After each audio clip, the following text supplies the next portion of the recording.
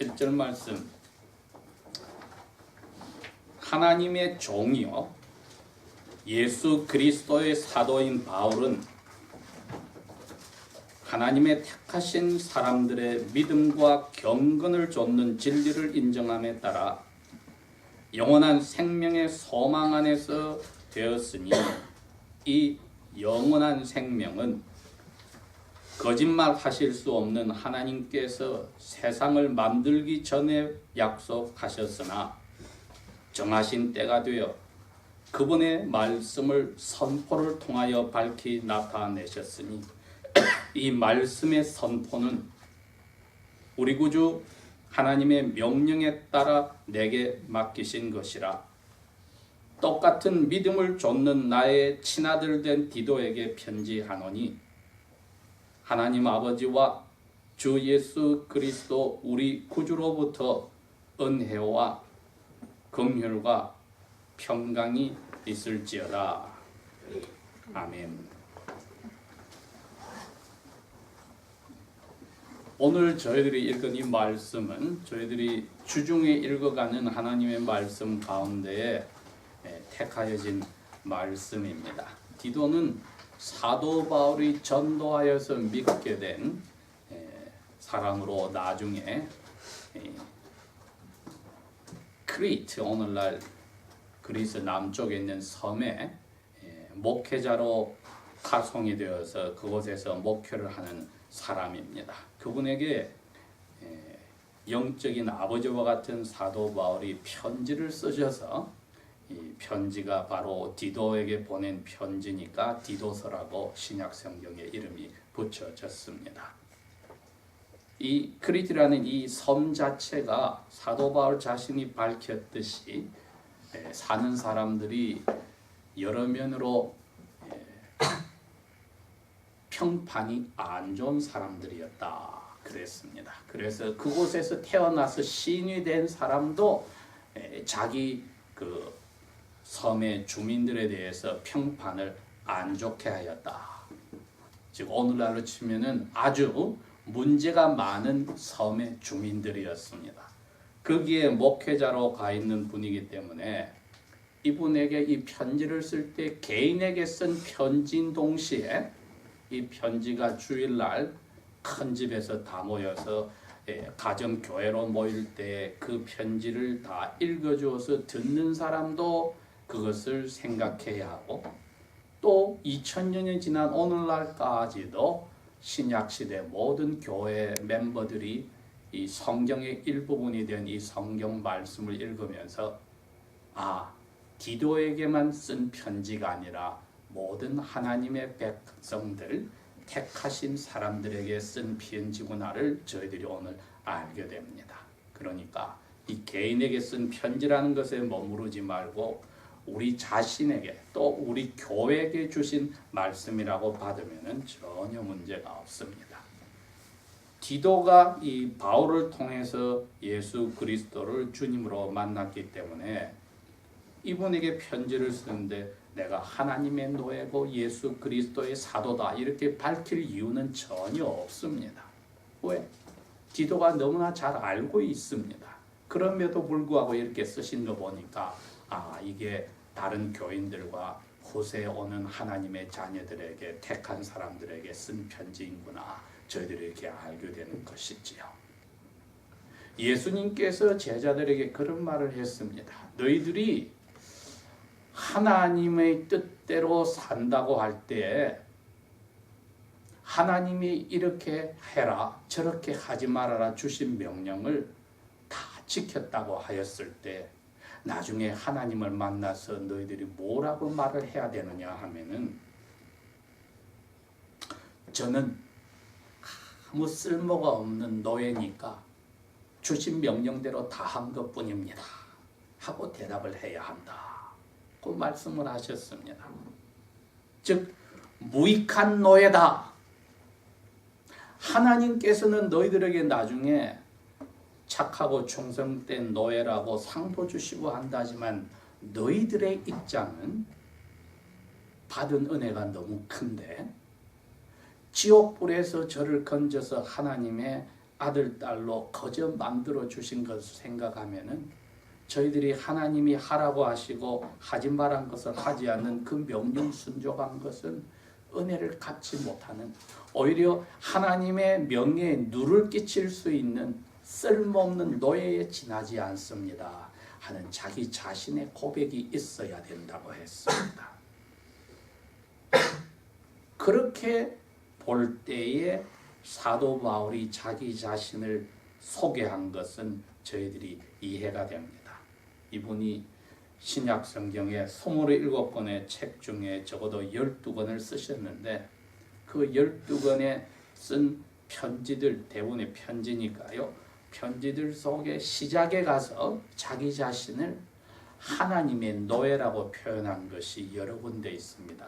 로마서 1장에 가도 그러고 빌립보서 1장에 가도 그러고 여기에 오늘 디도서 1장에도 그러고, 그러니 예수님의 사도들 중에 야고보도 야고보서 1장 1절에 자기 자신을 그렇게 하나님의 노예라고 소개를 하고, 유다도 1장 1절에 자기를 하나님의 노예라고 소개하고, 베드로도 베드로서 1장에 자기 자신을 하나님의 노예라고 소개하고, 사도 요한도 요한계시록 1장 1절에 자기를 하나님의 노예라고 표현합니다.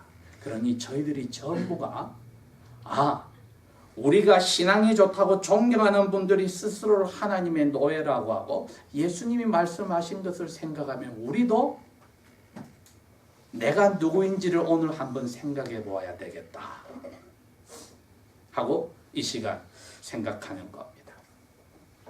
예수님은 우리가 하나님의 아들, 딸이라고 하시는데, 그러나 우리의 자세가 예수님의 친아들과 같지가 않은데도 불구하고 그것을 자랑하고 있다면 문제가 나올 수 있다. 왜? 할 일이 있기 때문에 우리를 하나님이 사탄의 아들, 딸에서 하나님의 아들, 딸로 입양을 해 주셨습니다. 그래서 예수님 자신도 나는 아버지께서 보내신 사도다고 고백을 하셨습니다. 사도란 보내심을 받은 사람이라는 뜻인데, 할 일을 주시고 보냈단 말이죠. 아버지가. 그 보내신 이유가 아버지를 나를 통해서 사람들이 알아서 영원한 생명, 영생을 가지게 해야 합니다. 이거 자기가 할 일을 잡았습니다.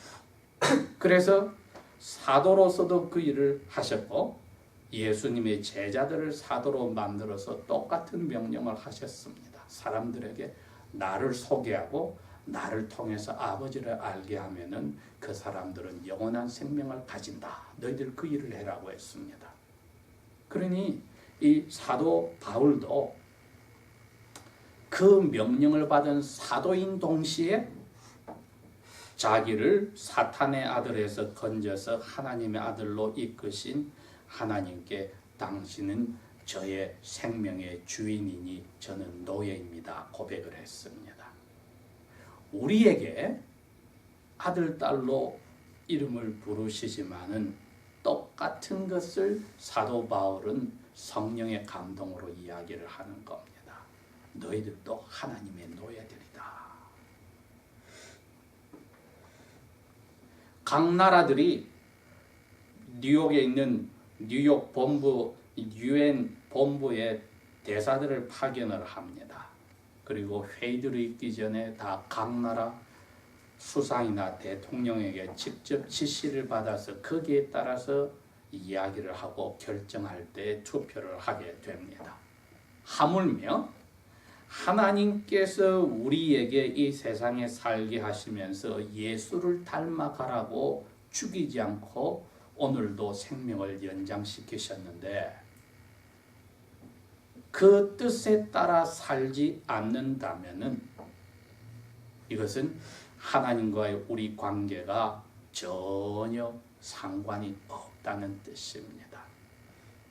즉 지금까지 우리의 신앙생활을 돌이켜보면서 내 원하는 대로 살았던가, 아니면 내가 부모님 외에도 내 아내나 남편 외에도 내 위에 누구도 그 권세를 건드리지 못하는 나의 주인 대신 하나님이 있다는 것을 생각하고 살았는가? 오늘 한번 따져보는 겁니다. 그렇다면 내 입에서도 나는 하나님의 노예입니다. 그렇다면 주인의 명령이 무엇이었는지를 내가 자세히 읽고 듣고 새겨보았는가 또 물어보는 겁니다. 왜? 주인의 명령대로 다 하고 또 하지 말한 것을 하고 나서 대답을 심판날에 저는 노예로서 명령대로 다 하였을 뿐이니 주인에게 쓸모가 없습니다. 고백할 수 있을까? 하고 저희들이 질문을 하는 겁니다.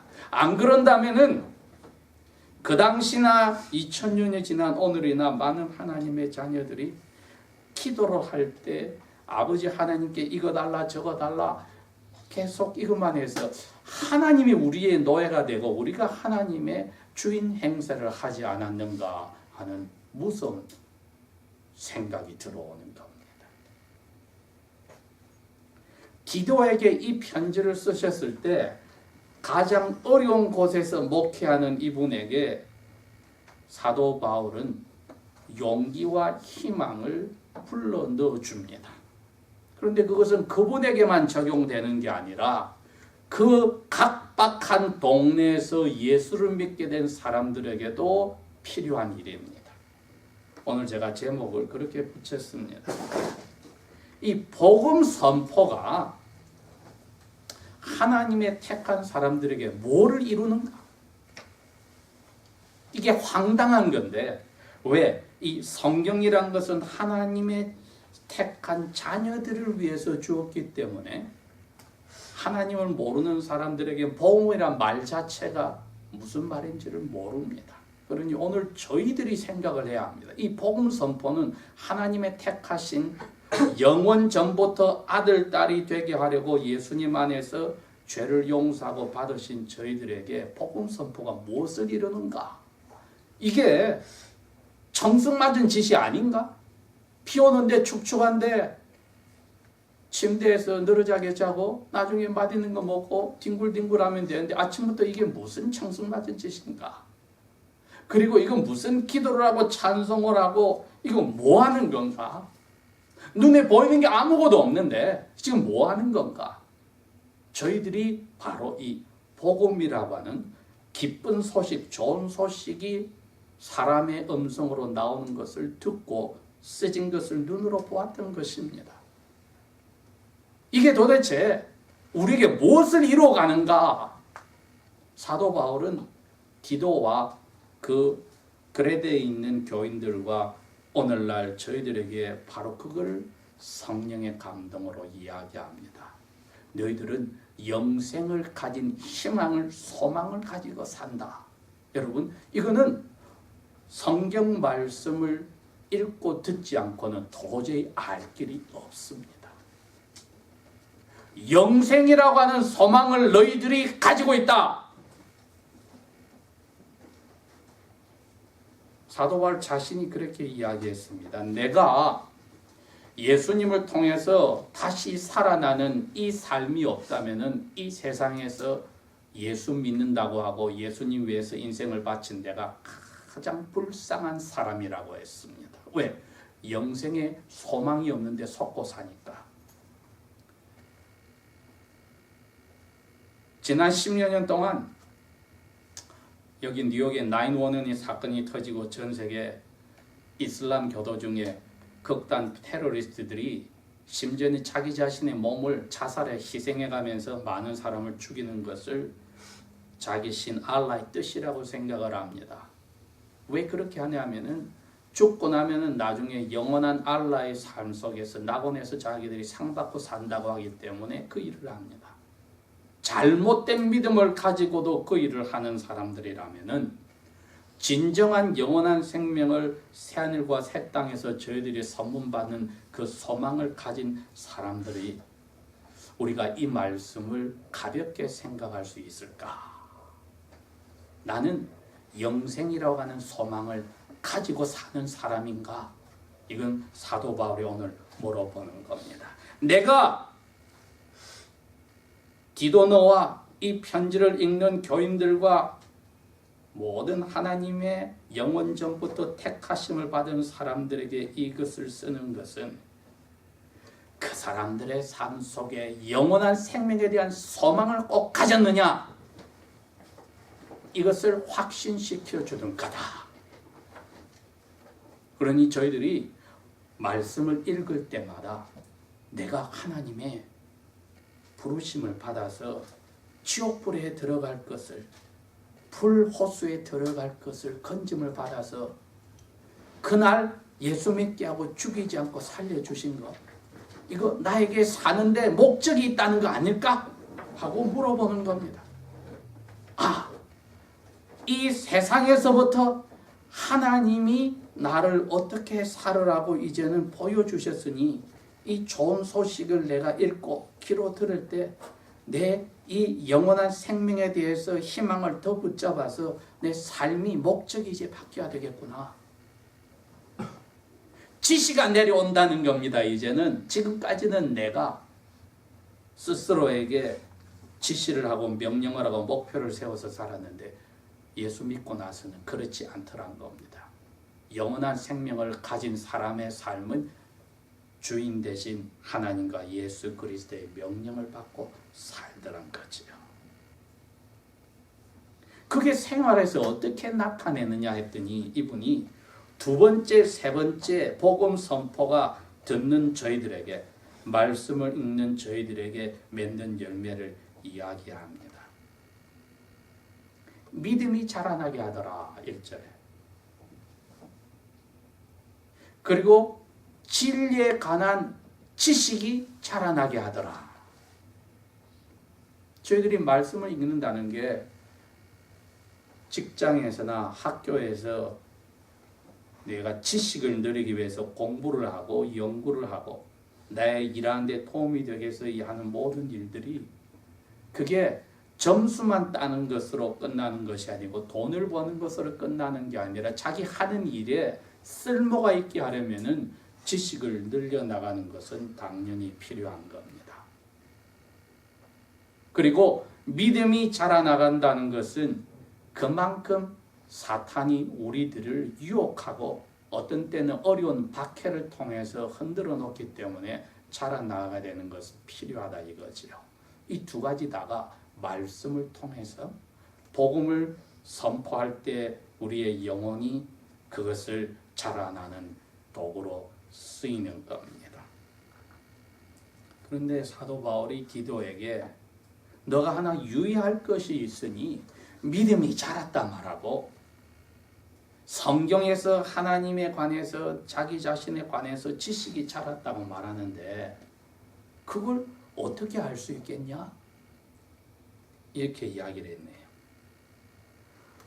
경건함에 자라났다면은 너는 믿음이 자랐고 하나님의 말씀을 더욱 알은 것에 대한 열매가 맺혔다는 겁니다. 영원한 생명을 가진 사람은 하나님의 말씀을 분명히 제일 중요한 것으로 받아서 믿음이 자라고, 그 다음에 말씀에 대해서 깊이와 넓이가 높이가 점점 알아지면은 생활이 바뀐다는 겁니다. 경건이 다른 게 아니라 하나님을 닮아간다는 뜻입니다.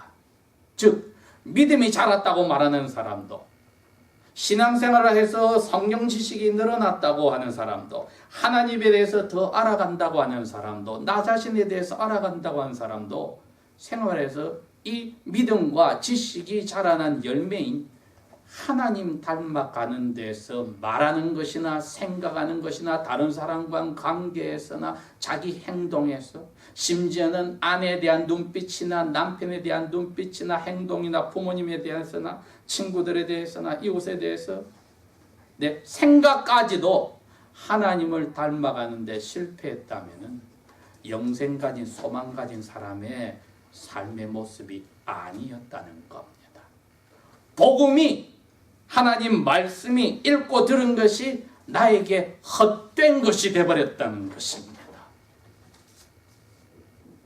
그러니 사도 바울이 이 디도 목회자에게 개인의 편지를 쓰지만은 우리에게는 똑같은 믿음을 소유한 하나님의 택한 저희들에게는 중요한, 그분에게도 중요했듯이 받는 그분에게 중요했듯이 우리에게도 중요한 오늘 뜻을 전달해 줍니다. 나는 영생 가진 사람으로 사는가? 영생 가진 사람이라는 믿음에 대해서 내가 이렇게 신경을 쓰고 하나님 말씀을 가지고 내가 이것을 알아나가면서 나의 삶에서 결정들에서 적용을 하고 사는가? 그럴 때 그 적용들이 사람으로 와서 하나님이 어떻게 사는지를, 멋지게 사람이 사는지를 보여줬던 예수님의 생각과 행동처럼 말처럼 다른 사람과 관계에서 하듯이 내가 사는가? 이 경건을 내가 연습하고 늘려나가는가 하고 던져주면은 복음 선포가 어떤 것을 우리에게 이루는가 하는 질문에 대한 답을 우리가 스스로 세 가지로 하고 답할 수 있을 것입니다. 오늘 이 복음 선포는 우리에게 거울 앞에 나 자신을 비추듯이 말씀이라는 영혼의 거울 앞에 내 영혼의 상태를 비춰주게 하여서 우리를 오늘도 살게 하신 아버지의 사랑에 감사의 보답을 하게 합니다. 기도하겠습니다.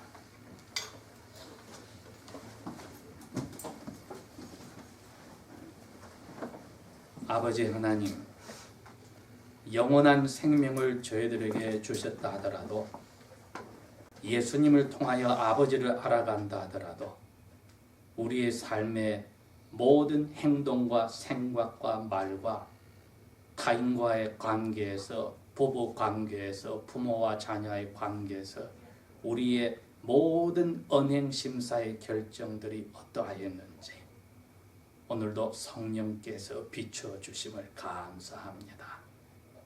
나의 인생의 목적과 그것을 이루기 위한 도구들과 하는 방법들과 모든 경로들까지 하나님을 닮아가는 것으로 저희들이 나아가기를 원하니 성령께서 아버지의 크신 사랑으로 우리의 영혼을 사로잡고 예수님의 은혜로서 붙들어 주십시오. 그대로 두시면은 쓸모없는 지식으로 위선의 삶을 살 수밖에 없으니 하루를 살더라도 불러가시는 그 순간에 영생을 가진 아버지 아들, 딸로 갈 수 있도록 붙들어 주십시오. 예수님 이름으로 감사 기도합니다. 아멘.